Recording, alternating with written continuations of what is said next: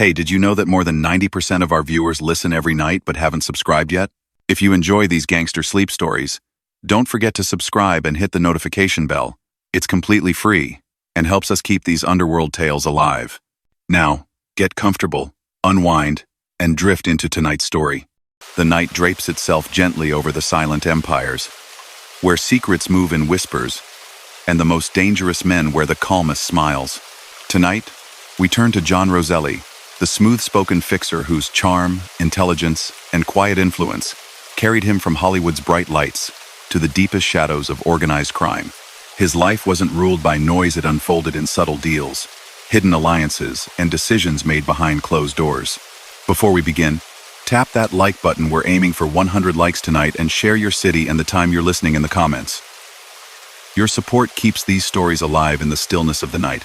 Now lean back, let the world slow, and allow the story of John Roselli to guide you deeper into the quiet. He was already an old man when the waiter set the martini in front of him and whispered his name like it might summon trouble.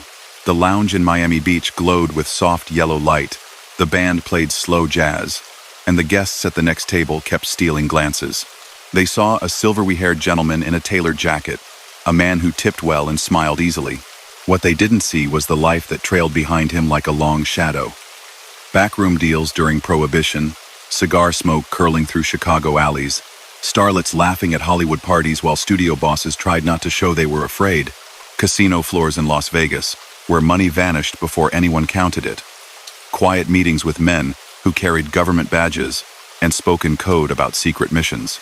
His name on the menu was simply Mr. Ross, but the waiter knew better. Johnny Roselli. Once a bridge between mob bosses and movie moguls, between casino operators and federal agents, a man who had shaken hands with Al Capone's people, played golf with Hollywood producers, and sat in private rooms with intelligence officers planning schemes that would never be acknowledged in daylight. His story touched everything from silent films to spy scandals, from union halls to Senate hearings. In the end, he would be found far from this gentle music, in a place cold and dark. Yet on that quiet night in Miami, if you had passed his table, you might have mistaken him for a retired businessman enjoying the last peaceful chapter of his life. To understand how he reached that table, you have to go back to another world entirely, to a small village halfway up a hillside in Italy, where a boy named Filippo Sacco opened his eyes on a 4th of July that no one there noticed. He was born in 1,905 inches Asperia, a place of stone houses, narrow paths, and soil that asked for more work than it ever gave back. His family was poor even by local standards. His father labored wherever he could. His mother stretched every coin and every leftover crumb. The air carried church bells and the sound of people arguing over land, over money that never seemed enough. In those years, talk of America drifted through the village like a distant song. Men who had gone and come back told stories of streets crowded with people, factories roaring day and night, shop windows full of things only the well-off could imagine in Italy. Filippo was small, quick, and watchful. He noticed who had shoes that were not worn through, who came back from the fields most exhausted, who got respect in the village square. As a child, he heard the repeated phrase, "Over there, a man can start again." When his father died while he was still young, the family's slim chances shrank even further. His mother looked around at the bare cupboards and the rocky earth and decided the boy would not grow up to repeat the same hard life. In 1911, packed into the crowded lower deck of a ship bound for the United States, Filippo watched the horizon and tried to picture the land he had heard so much about. The journey was not romantic. The air was thick, the bunks cramped, the food simple and scarce. Yet the mood among the passengers carried a strange hope. People played cards, whispered prayers, told stories about relatives already in Boston or New York. A few had letters with American stamps folded so many times the paper had gone soft at the creases. When the ship reached the harbor and the family stepped into the noise of the new country, Filippo's world changed in a single morning. The language sounded like a jumble of harsh and quick syllables. Men in uniform shouted instructions. Doctors checked eyes and throats. Names were misheard, rewritten, or pushed aside with impatient gestures. Somehow, the Sacco family made it through the inspection stations and into a dense neighborhood where Italian, English, and a half-dozen other tongues blended in the streets. They settled first in Boston, in cramped rooms where the walls were thin, and the rent still felt like a mountain. Tenement stairways smelled of cooking oil and coal smoke. Children ran barefoot in alleys, dodging wagons and shouting at each other in accents from different regions of the old country. Filippo tried school, but the classroom felt like another crowded ship. The teacher spoke too fast. The textbooks looked like walls of symbols. He stayed for a while, copied letters, learned fragments of phrases, then stopped going as work pulled him away. His mother needed money. He shined shoes. He ran errands for shopkeepers. He carried bundles heavier than he was. At first, he did whatever he could find, earning coins here and there. Before long, he noticed a different kind of opportunity. Men who seemed to have more than others never waited in line, never looked worried when the landlord came. They wore better jackets even if the fabric was cheap.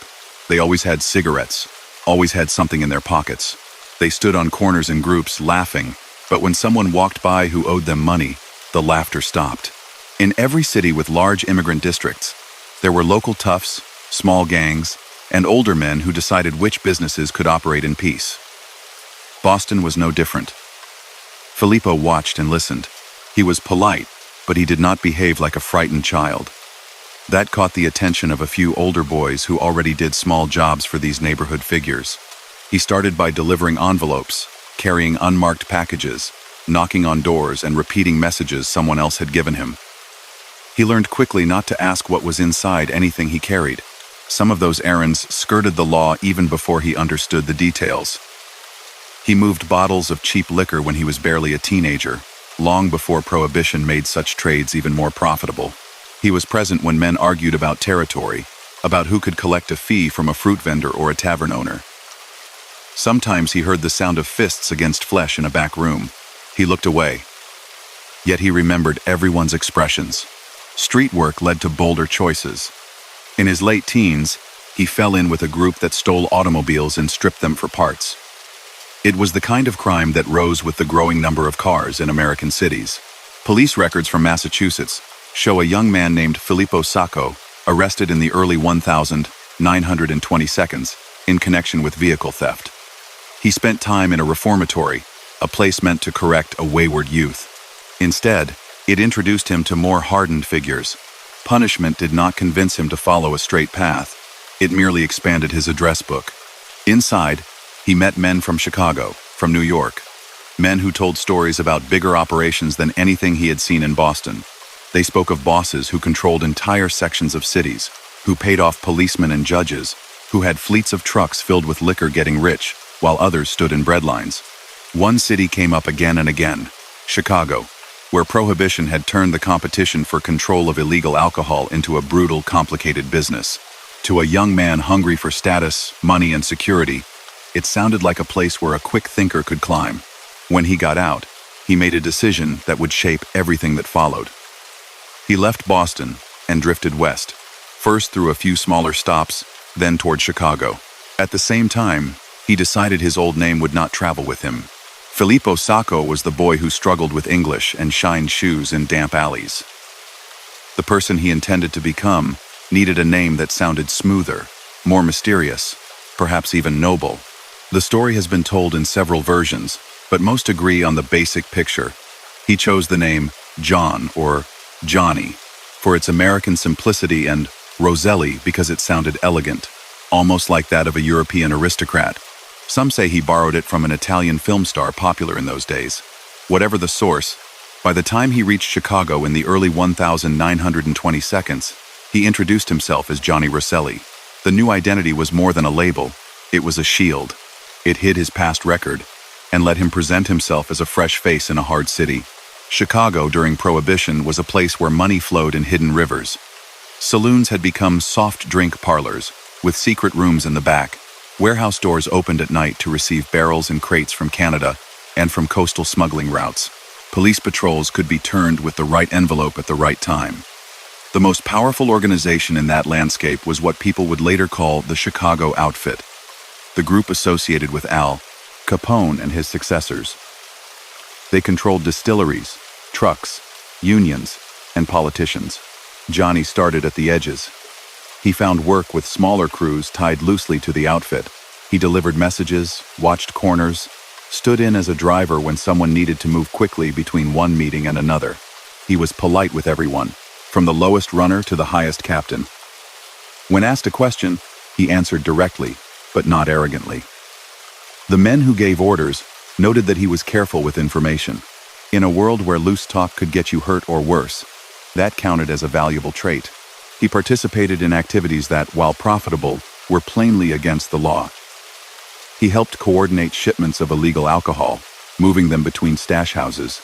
He collected payments from speakeasy operators, the owners of unlicensed clubs who paid a portion of their earnings in exchange for protection from raids or from rival gangs. His role was usually on the organizational side rather than on the enforcement end. Johnny understood that muscles could be hired. Charm and memory could not be replaced so easily. The new name and city allowed him to refine another talent: the ability to blend into rooms that did not usually hold men from the back streets. He dressed as well as he could afford. He watched how middle-class patrons behaved in hotels and restaurants, imitated their small gestures, their posture, their way of folding a napkin. When he spoke English, he softened his Italian accent, turning it into something light and almost musical. Slowly, the outfit realized that this young man could be useful in places where their usual toughs looked out of place. At the same time, Chicago's underworld grew more dangerous. Rival groups fought with each other, and gunfire in the streets became common enough to make headlines around the country. Johnny was not known as a killer, but he lived inside a structure built on intimidation and serious violence. People who crossed the organization sometimes vanished. Others turned up in morgues. He learned what topics could be mentioned openly, what details were never discussed except in whispers, and what subjects were never to be raised at all. Through these years, his criminal record remained mostly in the background of federal attention. He had been jailed as a young thief in Massachusetts. In Chicago, he was picked up occasionally in raids or on suspicion, like many associates of big city crime families. But he avoided long sentences. That was partly luck and partly strategy. He did not seek the limelight. When newspapers wrote about sensational shootings or about Al Capone's tax problems, Roselli's name did not appear. He preferred it that way. By the late 1922, as Prohibition neared its end, the leadership of the outfit started looking beyond Chicago's borders. They wanted reach into other industries, other parts of the country, unions, shipping, entertainment. They needed someone who could travel west with a smile, sit across from businessmen in expensive offices, and still answer to the men who ruled the streets back home. Johnny, with his polished manners and underworld credentials, fit that description better than most. When the chance came to step onto a bigger stage, he did not hesitate. It would take him away from the icy Chicago wind to a place of palm trees, studio backlots, and actors learning their lines under bright lights. He would arrive there not as a poor immigrant boy or as the young car thief from Boston, but as Johnny Roselli, the envoy of a powerful syndicate rolling quietly into the dream factory of American cinema. He liked to tell people he discovered Hollywood by accident, as if he had simply drifted in on a warm breeze. The truth was less casual.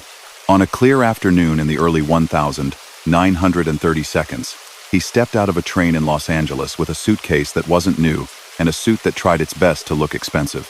Palm trees lined the streets, the air smelled of orange blossoms and gasoline, and the hills in the distance looked like painted scenery.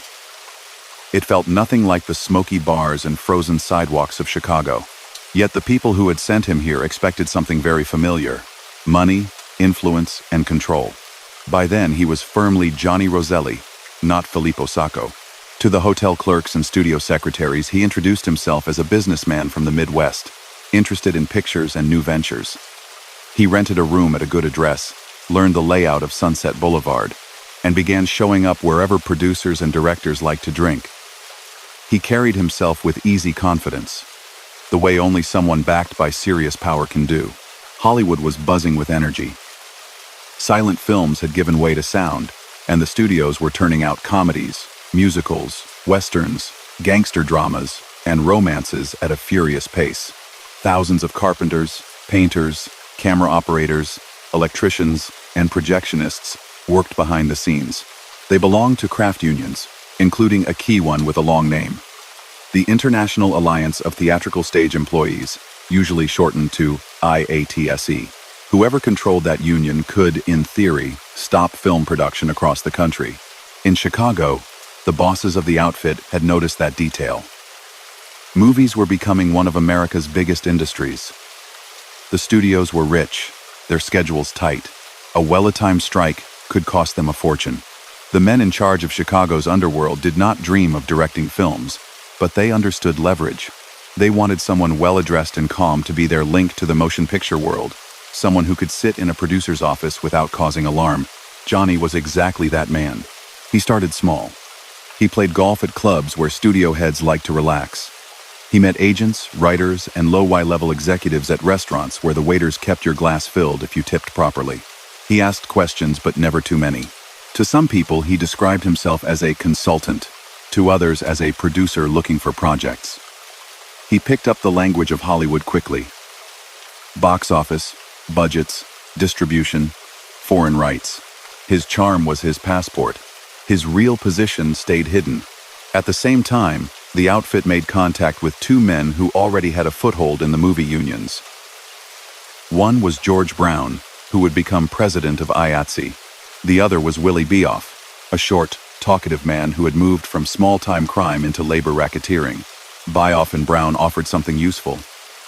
They could influence strikes, votes, and labor peace. The Chicago group offered something in return: backing, intimidation when needed, and access to a steady stream of money.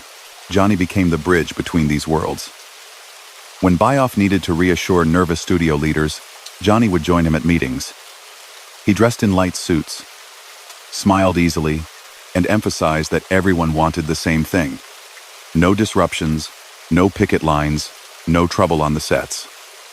He rarely mentioned consequences directly. Instead, he talked about difficulties that might arise if agreements weren't reached, about pressure from certain union elements. The meaning was clear without being spelled out. The plan worked this way. Studios were told that unless they made regular payments to certain union officials, their productions might face sudden strikes or demands. The money was described as loans, consulting fees, or special arrangements. Millions of dollars changed hands over the course of the scheme. A portion went to Bioff and Brown. A much larger share flowed back to Chicago, distributed among high-ranking figures in the outfit. Johnny's task was to keep the talks smooth, the relationships pleasant, and the cash moving. He spent his days moving between two lives. In the mornings, he might sit in a producer's office on a studio lot, discussing the union's concerns about long work hours or new equipment. In the evenings, he might meet visiting Chicago associates in quiet hotel rooms, counting shares and reporting on which studios were cooperating and which were dragging their feet. He made sure the bosses knew where every dollar came from and who might need a personal visit to be reminded of obligations. On the surface, he seemed like any other well-connected Hollywood figure. He attended premieres, walked through crowded lobbies with actors and actresses on his arm, and laughed at parties where orchestra music blended with the clink of ice in glasses. People liked him. He listened more than he spoke. He remembered birthdays, favorite drinks, personal stories. Some stars thought of him as a kindly older brother. Some executives saw him as a useful go-between who could keep labor troubles away from their costly productions. He even found his way into legitimate film credits. At least one picture listed him as an associate producer, and he genuinely contributed ideas on set. He enjoyed the creative side of the business more than the bosses in Chicago ever guessed. He would stand quietly behind a camera operator and watch a scene being shot over and over, noticing how light changed faces or how quickly a joke could fall flat if the timing was off. Yet he never forgot why he had been sent there. The money continued to flow during the mid-1930 seconds. Major studios such as MGM, 20th Century Fox, and others entered into arrangements with the union representatives. They hated sharing profits with men they did not trust, but the risk of work stoppages felt worse. Some checks were written openly to union accounts. Other payments were hidden, delivered in cash, or disguised in contracts. The sums added up to amounts that shocked investigators when they later uncovered them. Not everyone inside the unions or the studios accepted this quietly. Some workers resented seeing their dues misused. A few junior executives grumbled that paying off gangsters went against the law and against basic ethics. But fear and habit kept most people quiet. Bioff and Brown had influence over hiring, raises, and firing. The outfit, behind them, had an even more serious form of influence. People who spoke too loudly about corruption tended to regret it. Johnny was not known for direct physical cruelty. His strength lay in suggestion, and in the knowledge that behind him stood men who would not hesitate to use force. He cultivated manners and conversation, not fists. That distinction did not absolve him of responsibility, of course. The entire arrangement rested on the understanding that failure to pay could bring consequences. Participants in the film industry knew they were dealing with organized crime, even if the meetings took place on pleasant patios in Beverly Hills.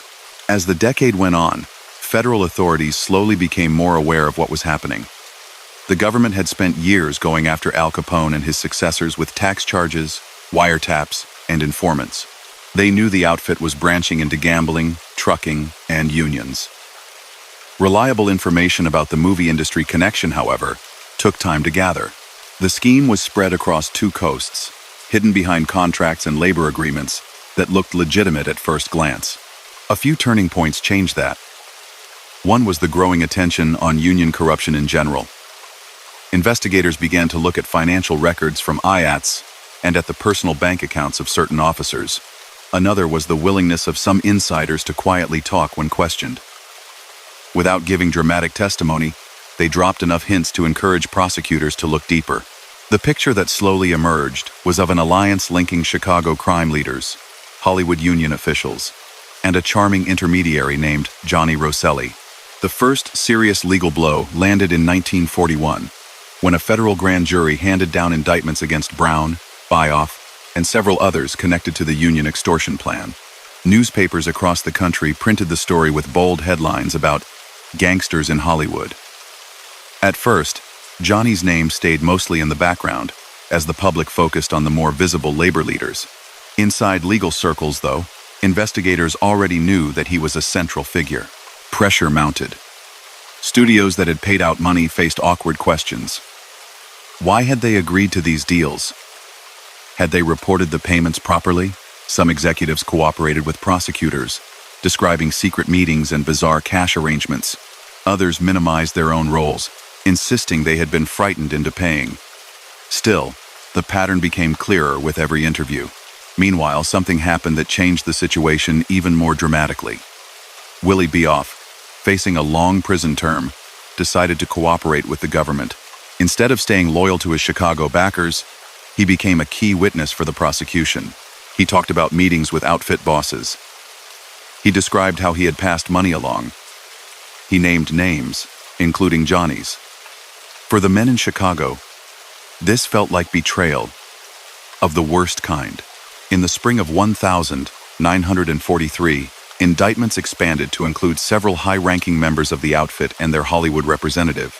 Among those charged were Paul Ricca, often considered one of the most powerful figures in the post-Capone era, Louis Little New York, Campagna, a trusted lieutenant, and Johnny Roselli.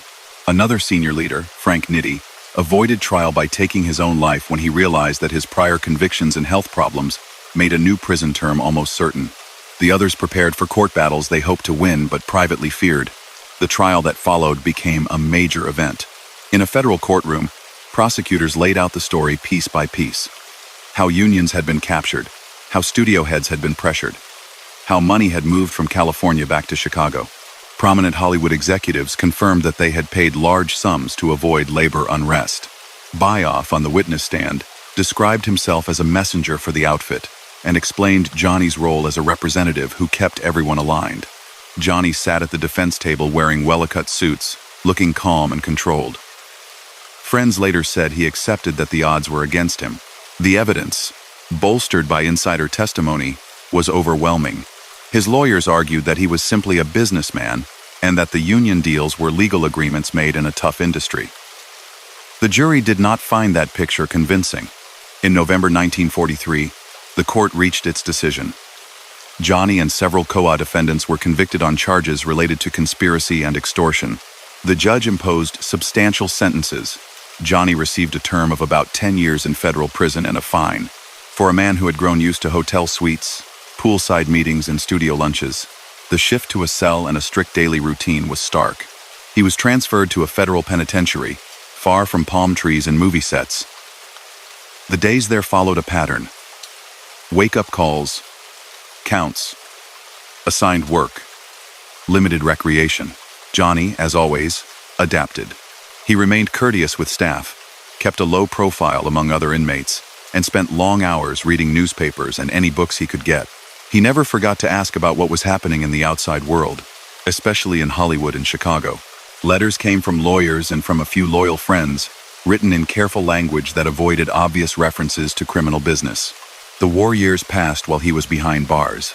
The country focused on battles overseas, on rationing, on victory bonds. The Hollywood studios turned out patriotic films and newsreels, often cooperating closely with government offices. Few people watching those movies knew that some of the men who had once quietly influenced labor there were now sitting in prison uniforms hundreds of miles away. In 1945, the war ended. Within a few years, shifts in the legal system and good behavior reviews led to sentence reductions for several of the convicted men in the Hollywood case. Johnny's own term was cut, and he was paroled around the late 1940 seconds after serving a portion of his original punishment. He walked out of prison leaner, older, and more cautious, but not broken. The outfit did not forget him. Despite the damage the Hollywood scandal had caused, he had kept quiet where it mattered and had accepted his punishment without public complaint.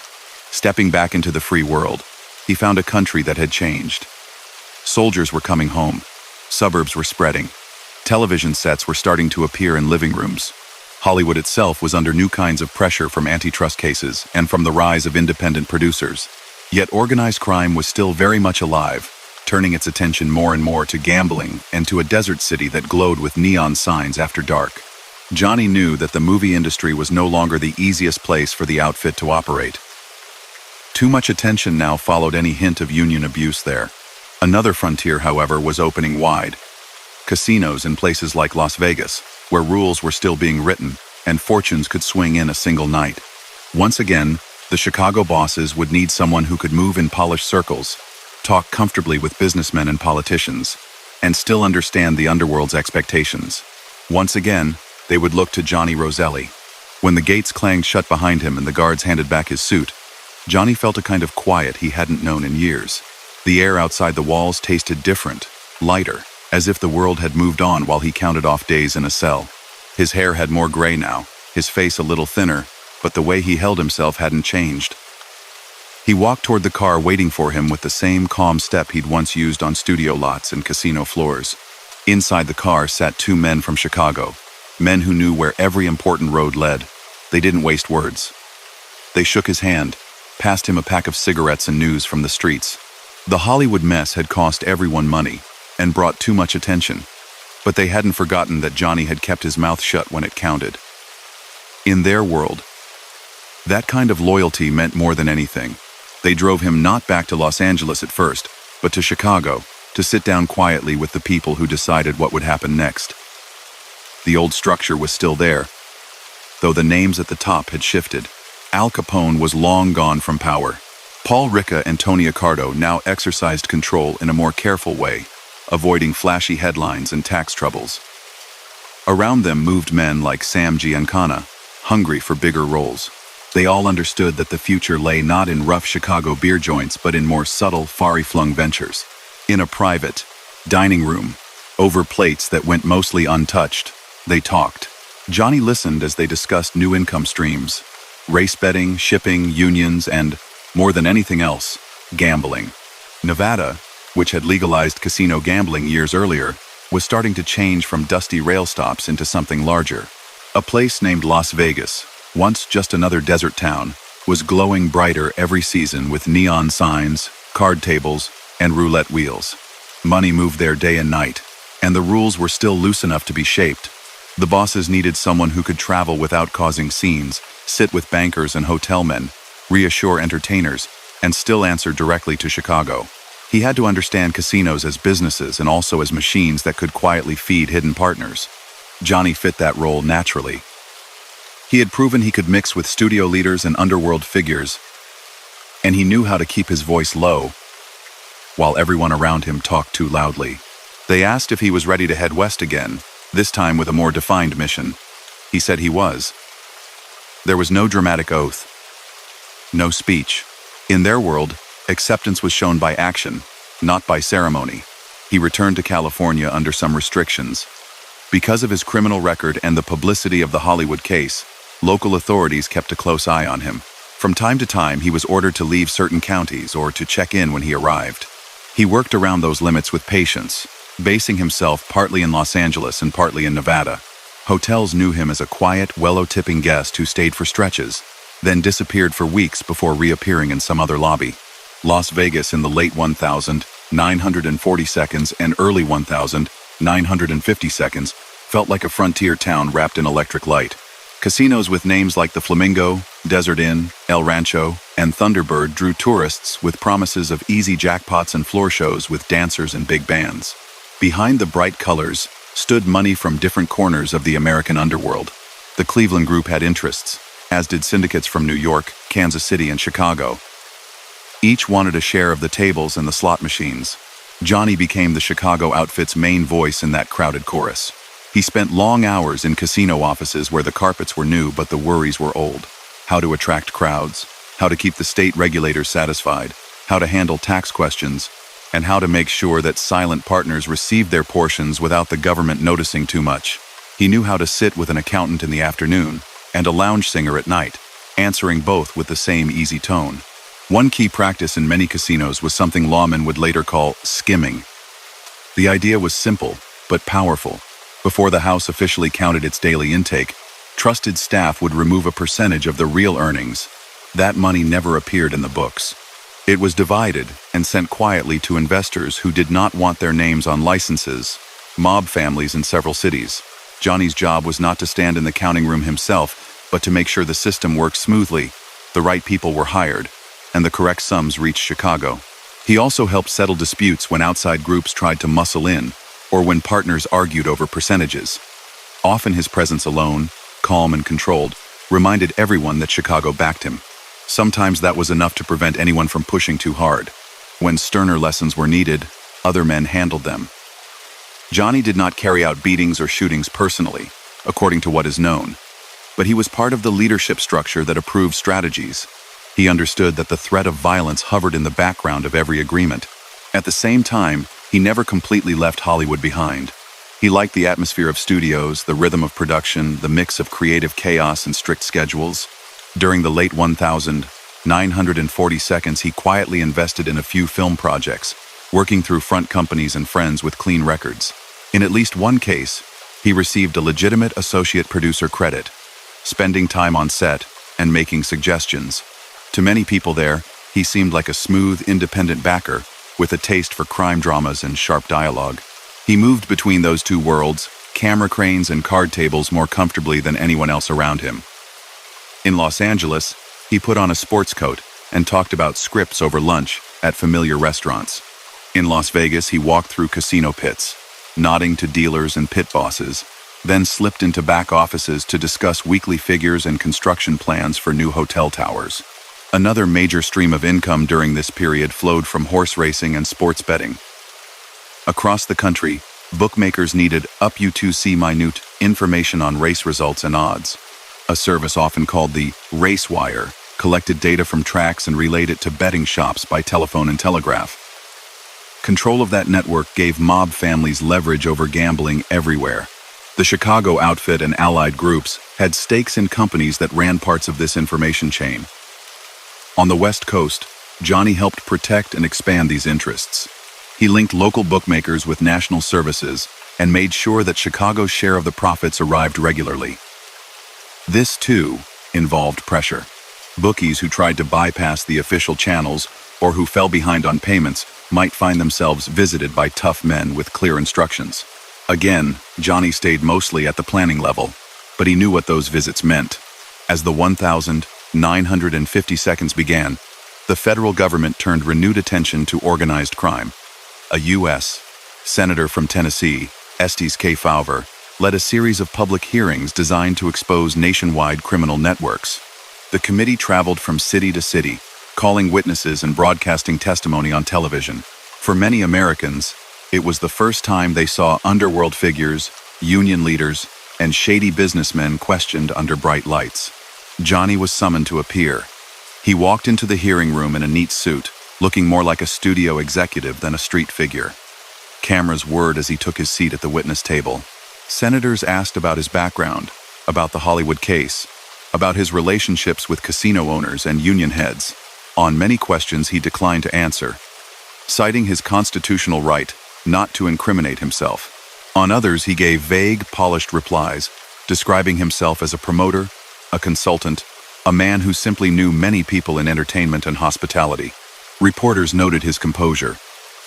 He did not rant or panic. When a senator asked sharply if he had ever been an enforcer, he smiled faintly and said he had always been a businessman. The committee could not force him to confess to more than he chose to reveal. Still, his appearance helped shape his image in the public mind. He became a symbol of the connection between organized crime and glamorous industries. Behind the scenes, the Kefauver hearings made life more complicated for him. The FBI paid closer attention. Agents followed his movements, noted his hotel stays, collected reports from informants who described his meetings with known gang figures and gamblers. His FBI file thickened with memos about trips to Las Vegas, lunches with casino operators, and lady-night encounters in Beverly Hills restaurants. Yet the money kept coming. Las Vegas drew more and more visitors as highways improved and airlines added flights. New casinos rose along the Strip, each larger than the last. Johnny took part in negotiations for Chicago to buy hidden stakes in several properties, sometimes through layers of corporations designed to conceal who really owned what. Names like consulting fees and management services appeared on contracts that, in practical terms, represented cuts of the gambling revenue. He also used his old Hollywood ties to bring talent to Nevada. Casino showrooms needed singers, comedians, and big bands. Johnny knew agents, managers, and performers. He spent evenings at clubs in Los Angeles, scouting acts that might fill seats in Las Vegas. When a deal came together, he would appear at an opening night, clapping along with everyone else, then slip into a side room to speak with the hotel's financial officers about weekly numbers. During the mid-1950s, another opportunity opened to American mob families, Cuba. Under the rule of Fulgencio Batista, the island's government allowed foreign syndicates to run large casinos and hotels in Havana and elsewhere. The location was perfect warm weather, exotic image, close to Florida. A group of well-known figures, including Meyer Lansky and Santo Traficante Jr., helped set up lavish gambling halls there. The Chicago outfit, always searching for new frontiers, wanted its share. Johnny traveled to Havana as part of this effort. He was valuable because he understood both casino operations and American show business. The Cuban ventures needed gaming experts and also top-life light entertainment to draw wealthy tourists and celebrities. He walked through grand rooms lined with columns and chandeliers, watched roulette wheels spin, and listened to American and Cuban musicians rehearse. There, as in Las Vegas, quiet skimming operations took place. Money from the casino floors passed through special channels before reaching official ledgers. Some of that unrecorded share went back to partners in the United States.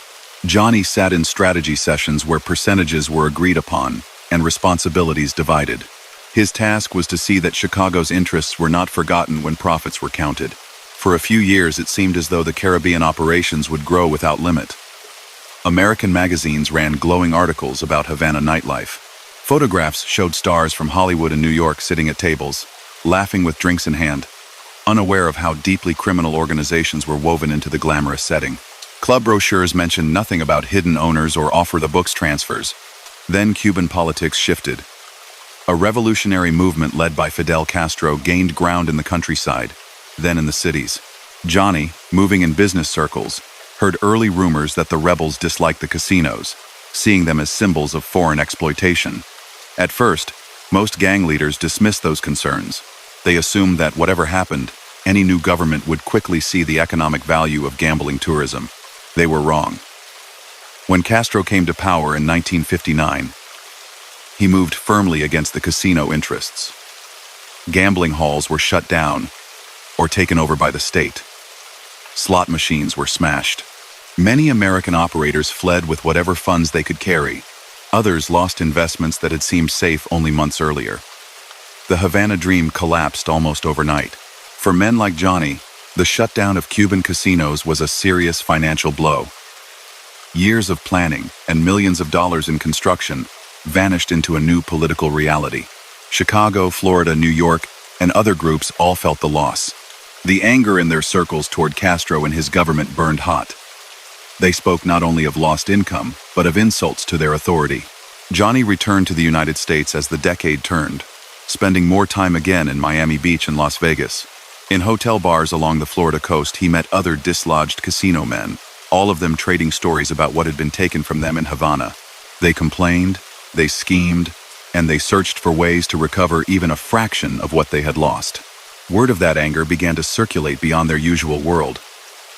In Washington, certain officials noticed that leaders of the underworld and some exiled Cuban figures shared a common enemy. Quietly, some in the intelligence community started wondering whether those frustrated gambling bosses could be turned into instruments for a different goal, not reopening roulette tables, but removing the new Cuban leader himself. In the early 1960s, as the Cold War deepened and the US government fixated on Cuba's alignment with the Soviet Union, those lines of thought moved from speculation to action. Men who normally dealt only with diplomats and army officers began reaching out, through intermediaries, to people like Johnny Roselli. They needed someone who could be trusted, from their point of view, to navigate the inner circles of organized crime and to keep the most sensitive plans hidden. Johnny, sitting in Miami lounges or walking quiet beaches at dusk, had no way of knowing at first how strange the next chapter of his life would become. He had already moved between world's immigrant neighborhoods and studio boardrooms, union halls and casino offices. Soon he would step into yet another sphere. The hazy intersection where gangland figures and government agents met in secret, joined only by a shared wish to see a foreign leader fall.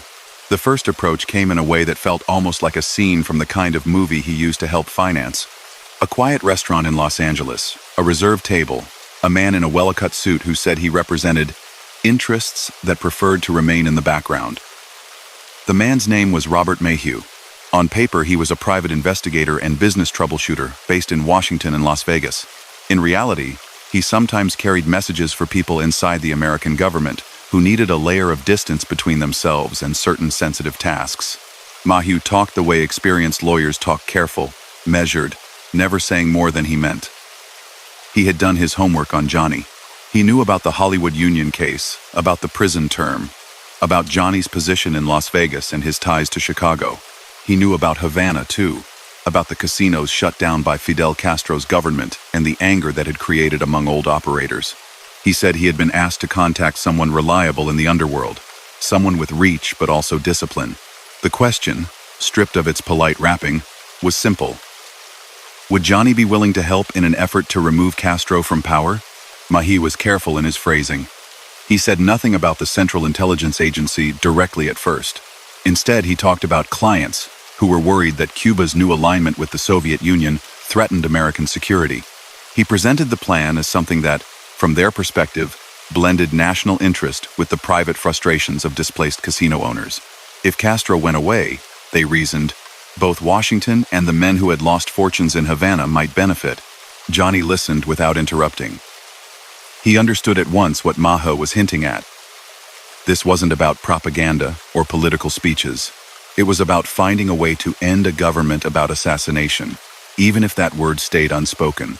Mayhew mentioned that his clients were willing to offer a large payment, around $150,000, to whoever could organize a serious attempt.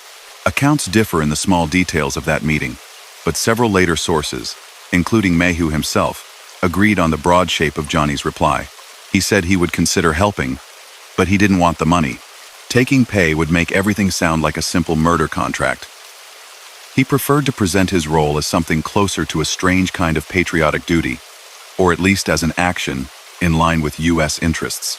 Refusing the fee also gave him a small shield if anyone ever questioned him later. He could say he had not profited directly. He also made one condition of his own. If Mayhew truly spoke for people close to the government, Johnny wanted assurance that this wasn't a trap designed to pin conspiracy charges on him and his associates. According to what came out later, Mayhew went back to his superiors and received clearance to tell Johnny that this plan had been authorized at high levels. No formal papers were shown, but the message was clear.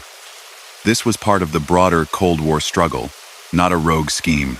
Once he felt satisfied on that point, Johnny agreed to act as a bridge. He knew exactly which two men would be most useful. One was Sam Giancana, the rising figure in the Chicago outfit's leadership, aggressive and ambitious.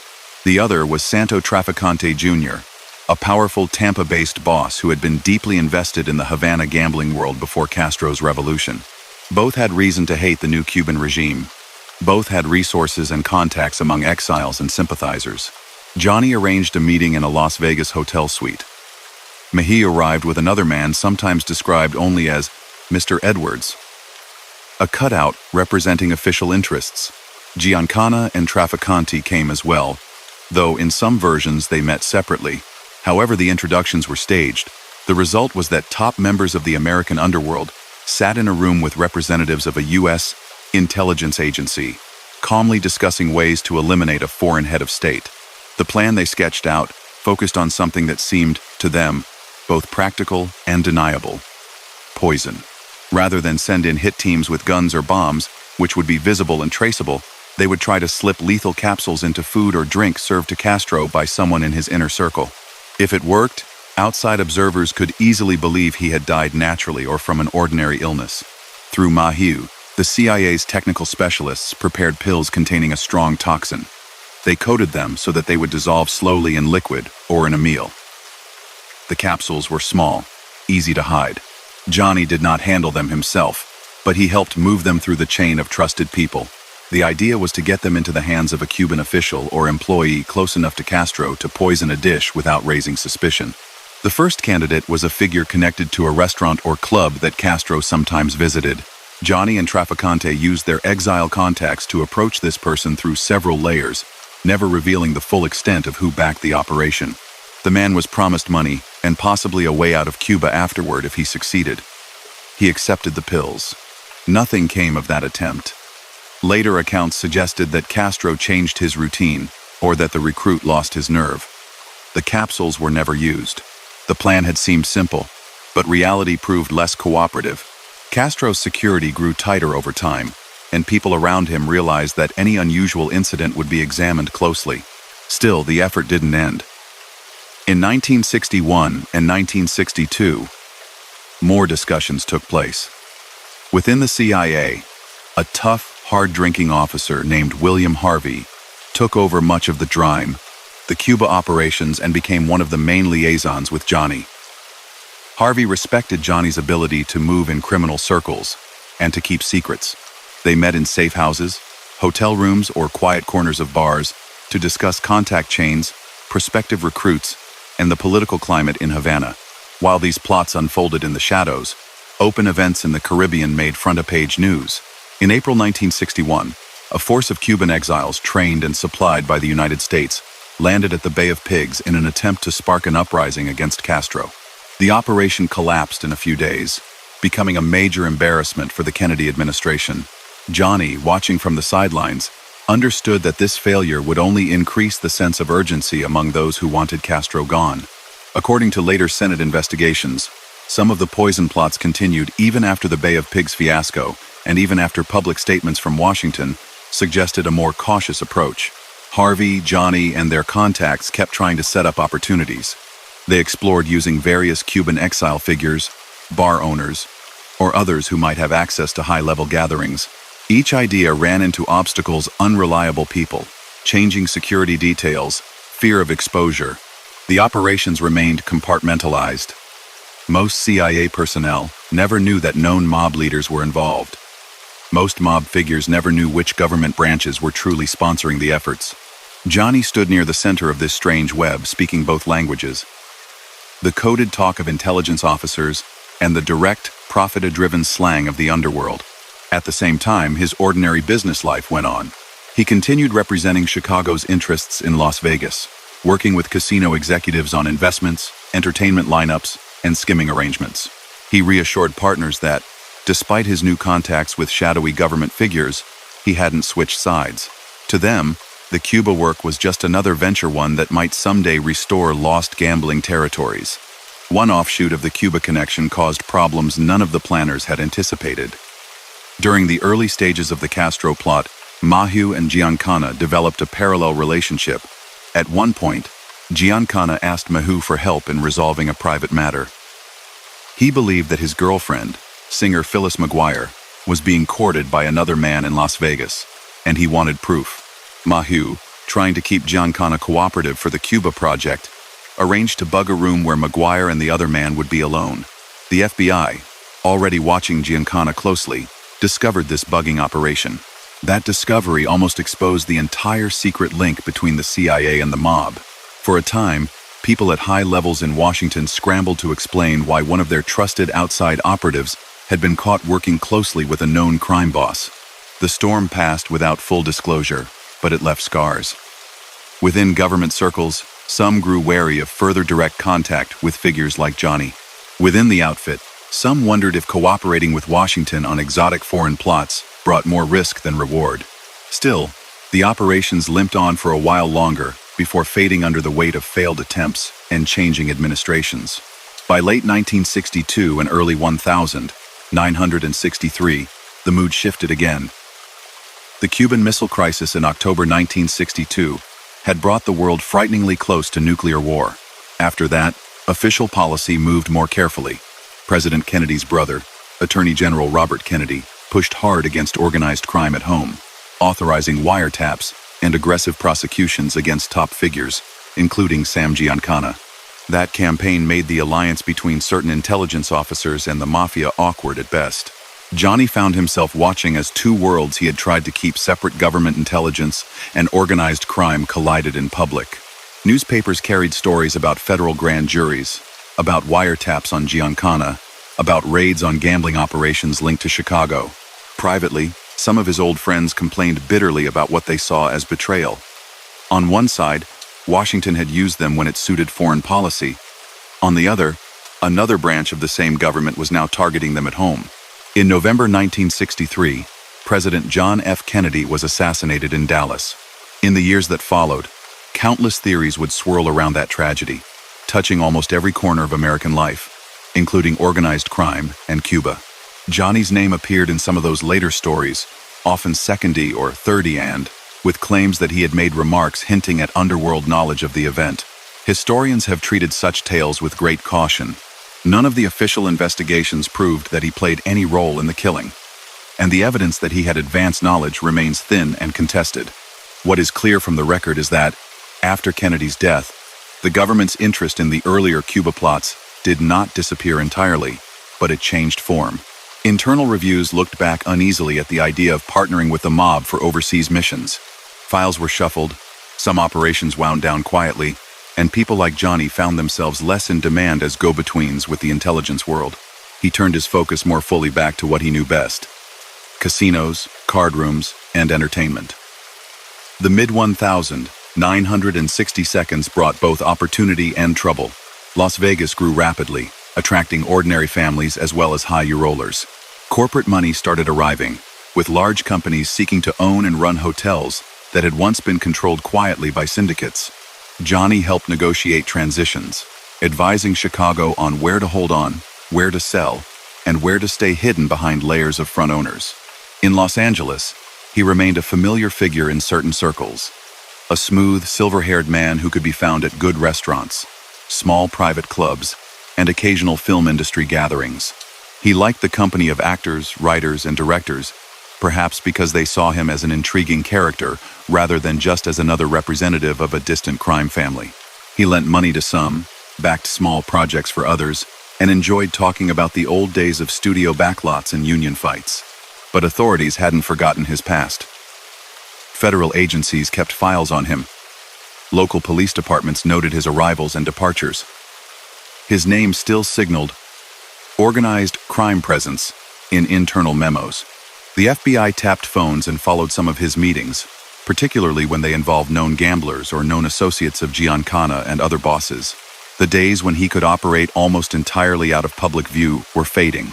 In that climate, one of his side businesses drew unwanted attention. For years, high-stakes poker games at private clubs in Los Angeles and Las Vegas attracted wealthy businessmen and celebrities.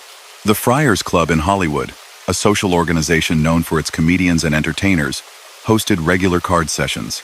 Rumors began to spread that certain games there were not completely honest, that decks were marked, signals passed, and visiting players quietly steered into losing tens of thousands of dollars. Eventually, federal investigators looked closely at those card rooms. They traced patterns of winning and losing, interviewed disgruntled players, and followed up on tips from informants. Johnny's name surfaced as someone seen frequently around these games, someone trusted by leading gamblers. Over time, the government built a case that a ring of cheats had operated at the Friars Club and similar venues, using carefully arranged decks and subtle signals to drain money from victims. According to the charges, Johnny had played a significant organizing role, connecting skilled card mechanics with venues and arranging for the proceeds to be shared. The cheating involved no physical violence, but it was still a crime. Fraud, illegal gambling operations, conspiracy. The people running the scheme targeted those who could afford to play, but also those who often assumed that everyone at the table followed the same rules. When the case finally came to court in the mid-1960 seconds, it drew attention not only because of the sums involved, but because of the well-known names among those who had been duped. Johnny once again found himself sitting at a defense table, listening as prosecutors described him as a key figure in a long-running con. He was older now, with more lines in his face and more years of experience in courtrooms. He denied running any dishonest games, insisting he was simply a social gambler and occasional host. The evidence, which included testimony from cooperating participants, painted a different picture. He was convicted on charges related to the scheme and given a federal prison sentence. The exact length cited in different sources varied slightly, but he served a significant stretch behind bars again, this time for a non-violent but calculated form of fraud. For a man who had spent his life navigating between flashy spaces and discreet back offices, it was another sharp return to concrete walls and rigid schedules. Inside, he kept much the same pattern as before: reading, staying polite with staff, avoiding unnecessary conflicts with other inmates. He remained in touch with contacts on the outside, who kept him informed about casino ownership shifts, about changes in Chicago leadership, about new federal efforts to crack down on organized crime by using conspiracies and racketeering laws. By the time he stepped back out of prison in the late 1960 seconds or early 1970 seconds, the landscape he returned to was different yet again. Some of the old bosses were dead or retired. Law enforcement had new tools, including the Racketeer Influenced and Corrupt Organizations Act (RICO), that allowed prosecutors to connect patterns of activity into larger charges. Las Vegas was starting to attract major legitimate corporations, not just hidden mob investors. Even the public mood had changed, as television and new journalism exposed more of the country's underworld than ever before. He was in his mid-60s, an age when most men thought about slowing down. But his story was not close to finished. In Washington, a very different kind of spotlight was forming, one that would soon swing toward him from a direction he knew well. The United States Senate, now ready to ask questions not just about Hollywood unions or poker games, but about secret plots, foreign leaders, and the curious role a man like Johnny Roselli had played in the darker corners of American policy. He came out of prison for the second time with slower steps, but the same steady way of looking at a room before he sat down. The world outside had changed again. Cars looked different, clothes had new cuts, music coming from bar doors sounded nothing like the big bands of his Hollywood days. But casinos still hummed, cards still turned, and people still believed they could beat the house if they just stayed at the table long enough. In Las Vegas, tall hotel towers crowded stretches of desert, where there had once been only low buildings and sand. Corporations with stockholders and board meetings bought into resorts that had once answered mainly to men like those in Chicago. Neon was brighter, but the game underneath stayed familiar. Money came in, a portion went to taxes and official expenses, and another slice slipped quietly into channels known only to a few. Johnny walked through those lobbies like a ghost from an earlier period who still carried weight. Younger managers called him Mr. Roselli and treated him with the respect due to someone they had heard about in low voices. He no longer ran day-to-day operations. Instead, he acted as an advisor, a fixer of disputes, a man who knew how to talk both to boardroom visitors from New York banks and to veterans from the back alleys of Cicero. He spent part of his time in Southern California too, living in modest but comfortable apartments, eating at restaurants where the waiters knew his order, stopping by sets or screening rooms now and then, When an old friend from the film business called, the names on the doors had changed, but some faces from the 1,940 seconds were still around, now with gray hair and heavier frames. They treated him as a colorful relic, a link to the wild early years when mob money and studio glamour had met in dark booths. For the first time in his life, though, another kind of authority pressed down harder than the police or the FBI. Immigration officials started asking questions about his right to stay in the country he had called home since childhood. All those years, he had never become a citizen. He was still, on paper, an Italian national who had entered the United States as a boy. His criminal record gave the government grounds to try to send him back. To Johnny, the idea seemed almost absurd. He barely remembered Italy. His language now was English, shaped by Boston streets, Chicago alleys, Hollywood lots, and Las Vegas lounges. Yet hearings opened, lawyers filed motions, and immigration officers argued that the law allowed removal. His attorneys fought back, pointing out that he had lived in America for more than half a century, that he had served prison terms here, that his roots were deep in this soil. Behind the scenes, strange allies stirred. Inside the CIA, senior officials knew that if Johnny were put on a plane and flown out of the country, he might decide he had nothing left to lose. He knew about the poison plots against Castro, the secret meetings with Maheu, Giancana, and Trafficante. During the early 1,970 seconds, as news reporters and congressional aides began sniffing around those old stories, the agency became nervous. Declassified documents later showed that someone within the CIA quietly wrote to immigration authorities on Johnny's behalf. The message, couched in careful legal language, praised his assistance to the United States government in foreign matters and suggested that deporting him might not be in the national interest. It was an extraordinary step. One arm of the government asking another to show leniency to a long-time organized crime figure because he had once helped in covert operations. At the same time, an energetic Washington columnist, Jack Anderson, started publishing pieces that hinted at a startling secret link between the CIA and the Mafia in the early 1,960 seconds. Anderson cultivated sources everywhere in Congress, in agencies, and in the underworld. Before long, it became clear that one of his key informants about the Castro plots was Johnny. Johnny did not rush into that decision. He knew gossip traveled quickly in his world, and men who carried tales rarely ended well. But he was in a corner. Immigration hearings hung over him. New legal troubles always seemed possible. And he felt that the government, which had used him and his connections for risky work in Cuba, now wanted to wash its hands of him. So, step by step, he began to talk. At first, according to Anderson, he insisted that his name not be printed. The columnist described an unnamed mob liaison who said the CIA had recruited crime bosses to help assassinate Castro. Anderson's pieces in the early 1,970 seconds caused a stir in Washington and abroad. Officials denied some details, dodged questions about others, and tried to keep the full story buried. But within that world of insiders, people knew that the likeliest source was Johnny Roselli. His old bosses understood as well. Calls went back and forth between Chicago, Miami, and Los Angeles. The question they asked quietly was a harsh one. Had Johnny crossed the line from loyal soldier to man who cooperated with authorities and reporters? Johnny tried to walk a narrow path. To his underworld friends, he said he wasn't talking about them, only about what the government had done. To his contacts in Washington, he emphasized that he was clarifying history, not attacking the agency. It was a delicate balance, and it depended on everyone believing that he would never reveal more than what he had already hinted. Then the country turned another corner. After the shock of Watergate and the fall of President Nixon, Americans demanded deeper checks on secret government programs. In 1975, the Senate created a special committee to examine abuses by intelligence agencies at home and abroad. It was led by Senator Frank Church of Idaho.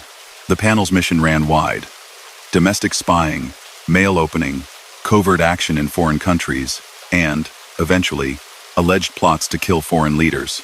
Soon, committee staffers heard stories similar to what Anderson had already printed. Files hinted at arrangements with underworld figures to target Castro. Names like Giancana, Trafficante, and Roselli appeared in memos. Former CIA officers, some out of favor, some eager to clear their consciences, mentioned contacts with gang representatives who had knowledge of Havana and its nightclubs. Word reached Johnny that the Senate wanted to hear from him. At his age, traveling across the country to answer questions under oath was no small matter, but he understood that refusing a subpoena could land him in fresh legal trouble. He also sensed that if he cooperated, at least to a point, senators might look more kindly on him in other areas such as his immigration status and any remaining criminal exposure. So in 1975, he boarded a plane for Washington. He wore his best suits, the kind that made him look like a retired executive, rather than what his FBI file called him.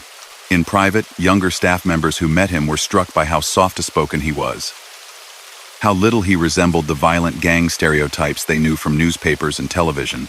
His first sessions with the church committee took place behind closed doors. In a secure hearing room, with a few senators and lawyers present, he raised his right hand and swore to tell the truth. Then he began to tell them about afternoons and evenings long past, the visit from Robert Mahieu, the Las Vegas hotel suites, the meetings that included Sam Giancana and Santo Trafficante, the moment when small metal capsules crossed a table. He didn't hurry. He laid out the story as if recounting a complicated business deal. He described how Mahieu had explained that powerful people in Washington wanted Castro removed, but could not act openly. He talked about his own condition that he would not take money for this work, about his impression that some in the agency saw the mafia as useful because it could do things off the books. Senators listened as he spoke about the poison pills, about attempts to get them close enough to Castro's food or drink. He mentioned names of Cuban contacts when he could remember them, admitted when memory blurred, and at times grew quiet when questions turned to who had given final approvals. He spoke of William Harvey, the CIA officer who took over Cuba operations, as tough and determined, someone who believed strongly that almost any measure was justified to remove a hostile regime 90 miles from Florida. Committee lawyers tested his account against documents they had already gathered. Some memos, written years earlier by cautious bureaucrats, matched his descriptions closely. Mahieu's involvement, meetings with underworld figures, the preparation of toxin capsules. Other details were harder to verify, lost in gaps left by shredded or missing files.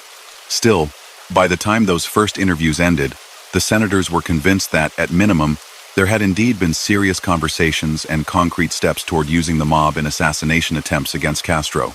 Johnny left the room each day escorted by marshals, then slipped back to his hotel, where he sat listening to the city's noise through closed windows. In the evenings, he ate light dinners and watched the news. He saw himself mentioned not by name but as a former organized crime figure, helping the inquiry. He knew that anyone who mattered in his old circles could decode that phrase easily. A second round of testimony came in 1976. This time, some of it would be public, or at least summarized in open hearings. Johnny understood that once his role was spoken of on live television, whatever protection secrecy had given him would be gone. Friends and associates warned him that he was pushing his luck. A few urged him not to go back at all. He went anyway. Part of it was habit. When summoned by people with real power, he showed up. Part of it, perhaps, was pride. He had spent a life in the shadows, arranging things for others. Now senators and reporters wanted to hear what he knew. There was a certain satisfaction in that. During his later appearances, he repeated the main outlines of his story. Under careful questioning, he confirmed that the plots had continued, even after public political signals from Washington seemed to say otherwise. He said he believed higher-ranking officials had known more than they later admitted.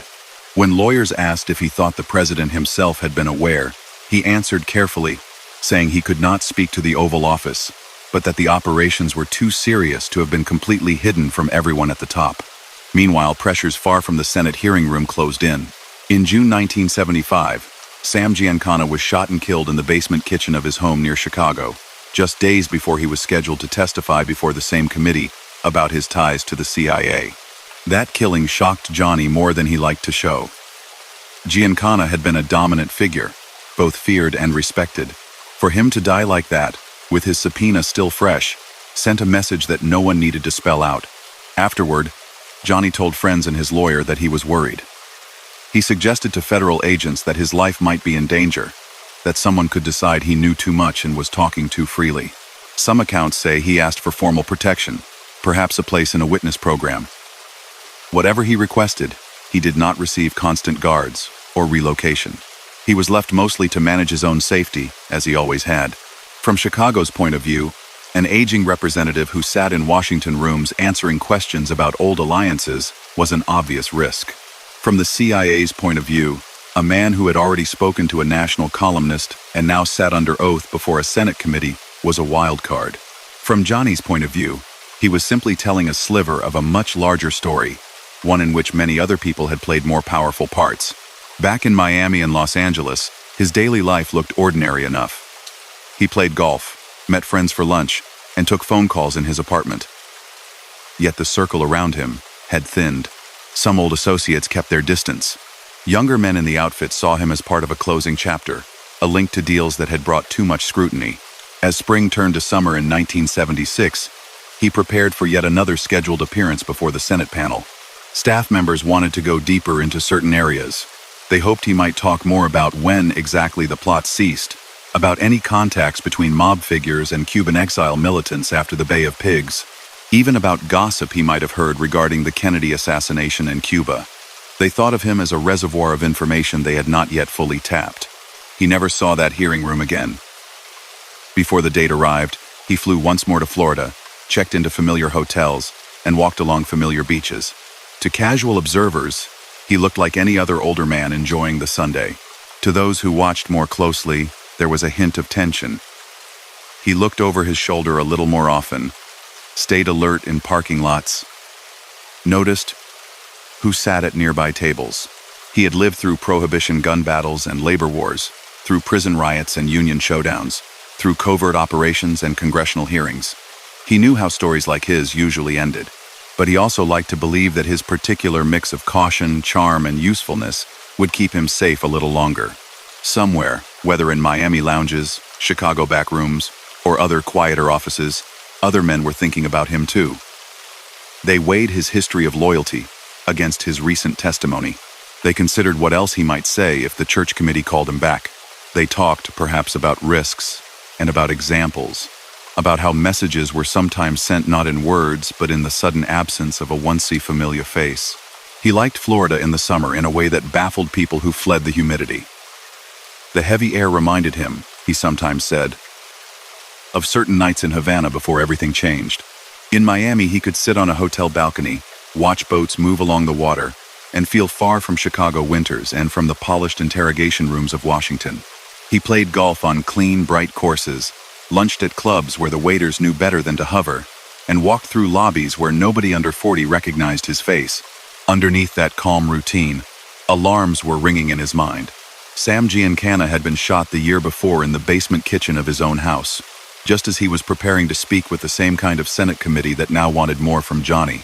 He brought that up often in conversations with friends and with his attorney. He never said flatly that he believed the two events were connected, but the implication hung there. He told at least one federal agent that he feared for his safety. He suggested that his cooperation with the Senate might have angered powerful people, both in the underworld and in government. Requests for formal protection went nowhere. He was too old, some thought, and what he knew was mostly about operations years behind them. In their calculations, he did not rank as high priority. Still, he kept his guard up. He chose his tables carefully in restaurants, preferred seats with a view of the entrance, took note of who stood too long in a hallway. When he met someone new, he watched their hands, their eyes, the way they scanned the room. Caution had kept him alive through Prohibition and through more than one internal house cleaning in Chicago. He trusted it now. That summer of 1976, he knew he would soon be called back to Washington. The Senate's new Permanent Intelligence Committee wanted follow-up testimony. Staff members had more documents than before, more declassified memos, more names. They hoped Johnny could help connect those pieces. They wanted to know exactly when the poison projects had begun, how far they had gone, what links existed between those operations, and later political violence involving Cuban exiles. He agreed to come. His lawyer urged him to be careful, to answer what was asked and no more. Friends reminded him what had happened to Giancana. Johnny repeated that he would not break long-standing underworld rules by naming current figures or recent rackets. As he saw it, he was talking about a strange overlap between organized crime and government that no longer existed in the same way. Others were not so sure. Late in July, he moved through his Miami routines as usual. Golf in the morning if weather allowed, light lunch, perhaps a nap, then dinner with one or two companions. He still dressed with care, shoes polished, shirts pressed, even if his shoulders had begun to slope a little and his step had shortened. Bartenders knew to pour his drink without asking. Hotel clerks greeted him by name, seeing him as another older regular who tipped in crisp bills and never made a fuss. On one of those days later remembered as July 28, he told people close to him that he had plans involving a boat. Accounts differ on the exact words. Some recalled that he said he would join friends for a short fishing trip. Others remembered him saying he had a meeting on the water. What is clear is that he left on that errand and did not come back. When he failed to return calls, those who knew him grew uneasy. Johnny was rarely sloppy about time. If he said he would phone a lawyer or meet a friend for dinner, he either did it or sent word that something had delayed him. Days passed without a trace. His hotel room stayed untouched. Suitcases sat where he had left them. Eventually, his absence could no longer be dismissed as a simple change of plans. A missing person report went in. Local authorities and the FBI both became interested. For the Bureau, he was not just another aging gambler. He was a key witness in an ongoing Senate investigation. Agents checked hospitals and jails, reached out to informants, watched airports. Quietly, some of them feared they already knew how this would end. It was August before the answer surfaced, literally. A group of fishermen in waters north of Miami noticed a large metal drum floating oddly, partly submerged, out of place against the flat blue. Curious, they moved closer and realized something was very wrong. They notified the Coast Guard, which towed the barrel in. Inside, investigators found human remains, weighted and hidden in a crude attempt to keep them beneath the surface. Forensic specialists and detectives took over. They found no wallet, no identification in the drum. The state of the remains made quick visual recognition impossible, but dental records and other examinations eventually matched the body to a man who had vanished days earlier from his usual haunts, Johnny Roselli, age 71. The cause of death, officials announced, was homicide. The condition of the body made clear that whoever had killed him had wanted to ensure that he would not be found easily. News of the discovery spread fast. Reporters who had been following the church committee hearing seized on the name. Here was a mob figure who had spoken about CIA contacts and assassination missions, now himself the victim of a killing that bore all the signs of underworld planning.